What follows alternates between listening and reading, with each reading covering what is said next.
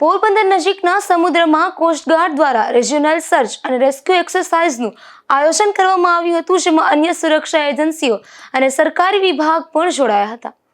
Coast guard district headquarter number 1 દ્વારા પોરબંદર નજીકના સમુદ્રમાં રિજિયોનલ સર્ચ એન્ડ રેસ્ક્યુ એક્સરસાઇઝનું એક દિવસીય આયોજન કરવામાં આવ્યું હતું, જેમાં ઇન્ડિયન કોસ્ટગાર્ડ દ્વારા મોક ડ્રીલનું આયોજન થયું હતું. ઓપરેશનમાં 8 જેટલા જહાજો અને વિમાનો સામેલ થયા હતા, જેમાં ઇન્ડિયન કોસ્ટગાર્ડના શૂર સજાગ અને રાજરતન જહાજ ઉપરાંત 2 ઇન્ટરસેપ્ટર બોટ, ડોનિયર વિમાન કે જેણે પોરબંદર કોસ્ટગાર્ડના એર એક્વેલેવ ખાતેથી ઉડાન ભરી હતી, જે ઉપરાંત મરીન પોલીસની એક બોટ અને ઇન્ડિયન નેવીની એક ફાસ્ટ ઇન્ટરસેપ્ટર ક્રાફ્ટ સાથે પણ જોડાઈ હતી. કોસ્ટગાર્ડે પોરબંદરના દરિયાકાંઠે પ્રાદેશિક શોધ અને બચાવ કવાયત સફળતાપૂર્વક હાથ ધરી હતી, જેનો ઉદ્દેશ્ય દરિયાઈ હિસ્સેદારોમાં સંકલન, પ્રતિભાવ ક્ષમતા અને ઓપરેશનલ તૈયારી વધારવાનો હતો. આ મોટા પાયે કવાયતમાં કોસ્ટગાર્ડ એકમોની સાથે ભારતીય નૌકાદળ, Gujarat maritime board, marine police અને મત્સ્યોદ્યોગ વિભાગ સહિતની મુખ્ય એજન્સીઓ પણ જોડાઈ હતી. भारतीय तटरक्षक हमारे Indian search and rescue region की national maritime search and rescue coordinating authority है. उस अथॉरिटी के चलते और उस अपनी जिम्मेदारियों के तहत हम लोग हर 6 महीने में एक regional search and rescue exercise conduct करते हैं. ये भारतीय तटरक्षक के हर रीजन में हर 6 महीने में ये एक्सरसाइज होती है.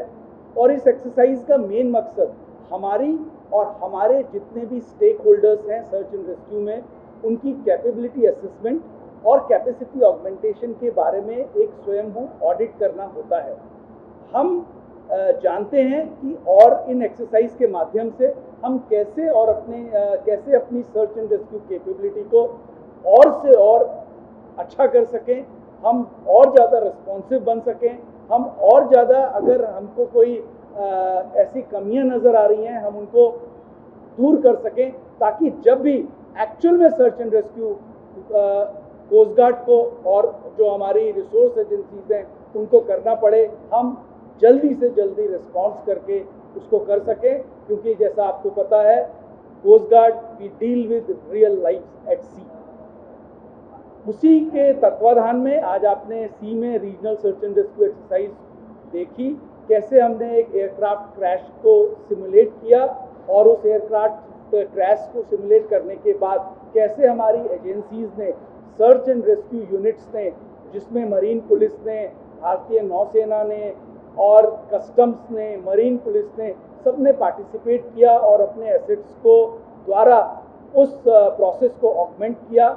और इसका सिर्फ एक ही मकसद है कि हम अपने जो हमारा कैपेसिटी और कैपेबिलिटी असेसमेंट है वो इतना दुरुस्त कर सकें कि जब भी ऐसी किसी चीज़ की रियल टाइम आवश्यकता पड़े तो हम लोग उसको उतने ही जोश से और उतने ही जल्दी से उस इमरजेंसीज को के लिए रिएक्ट कर सकें. Thank you. जय हिंद. આ કવાયતમાં સમુદ્રમાં ક્રેશ થયેલ વિમાનને લગતા માસ સર્ચ અને બચાવ દૃશ્યનું અનુકરણ કરવામાં આવ્યું હતું. એ સિવાય પણ વિવિધ રેસ્ક્યુ ઓપરેશનનું ડેમોન્સ્ટ્રેશન કરવામાં આવ્યું હતું, જેમાં 300થી વધુ જવાનો જોડાયા હતા. નિપુલ પોપટ સાથે અશોક થાનકી, ગુજરાત ન્યૂઝ, પોરબંદર.